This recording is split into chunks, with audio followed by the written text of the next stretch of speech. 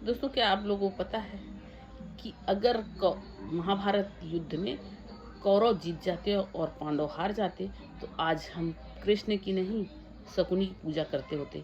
क्यों? क्योंकि कौरव की तरफ से शकुनी वही काम कर रहे थे जो पांडवों की तरफ से श्री कृष्ण जी कर रहे थे। तो अगर कौरव जीत जाते तो शकुनी की पूजा होती होती। अब शकुनी को एक गुस्सा तो ये था, वो वैसा काम इसलिए कर रहा था। एक गुस्सा उसको ये था कि उसकी बहन का विवाह जो है वो अंधे के साथ हो गया था।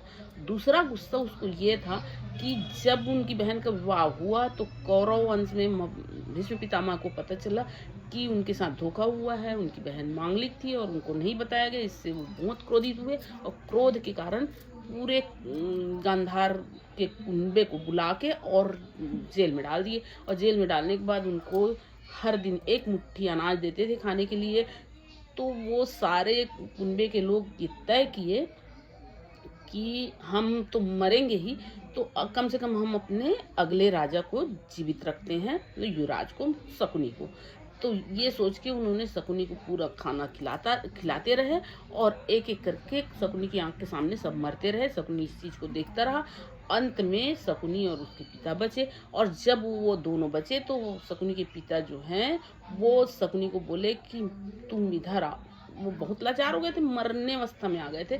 तो शकुनी को बुलाया और बोले कि बेटा तुम इधर आओ, मैं तुमको कुछ उपहार देना चाहता हूँ। तो शकुनी जब उनके पास गया तो वो उठे और अपने पूरे पूरे शरीर का बल अपने पैर पे ले लगा के और शकुनी के घुटने में मार दिए और बोले। तो शकुनी कराहने लगा और शकुनी का घुटना टूट गया। शकुनी कराहने लगा और बोला कि आप ये क्या किए, मैं आपका पुत्र हूँ, मेरा पैर तोड़ दिए।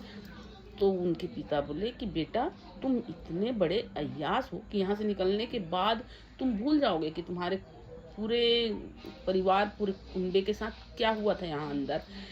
इसलिए मैं तुम्हारा पैर तोड़ दिया हूँ। अब तुम एक हर कदम में तुमको याद आएगा कि तुम्हारे कुंबे के साथ यहाँ क्या हुआ था, तुम उसका बदला ले सकोगे। अब मैं उपहार तुमको देता हूँ, तुम मेरे मरने के बाद मेरी रीढ़ की हड्डी से पासा बनवाना और उस पासे में तुम जो चाहोगे वही नंबर आएगा और इस पासे के द्वारा ही तुम कुरुवंश से बदला लेना।